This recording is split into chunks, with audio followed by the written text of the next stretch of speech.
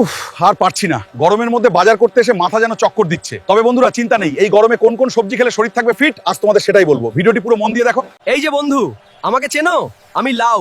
আমাকে খেলে তোমার শরীর ঠান্ডা থাকবে, ডিহাইড্রেশন কমবে। গরমে আমি একদম ন্যাচারাল এসি, তাই বাজারে এদিক ওদিক না ঘুরে আমায় ঝটপট ব্যাগে ভরো, বুঝলে?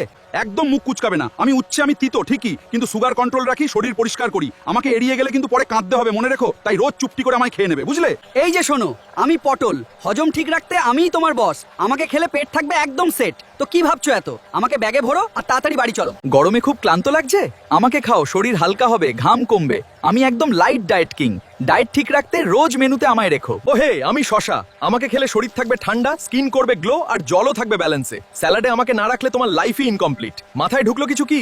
তাহলে বন্ধুরা, গরমের হাত থেকে বাঁচতে তুমি কোন সবজিটা বাজার থেকে বাড়ি নিয়ে গেলে কমেন্ট করে জানিও। আর এমনই মজাদার টিপস রোজ জানতে চাইলে দয়া করে আমাদের চ্যানেলটিকে লাইক, শেয়ার ও সাবস্ক্রাইব করে দিও। দেখা হচ্ছে পরে নতুন এক ভিডিওতে। টাটা।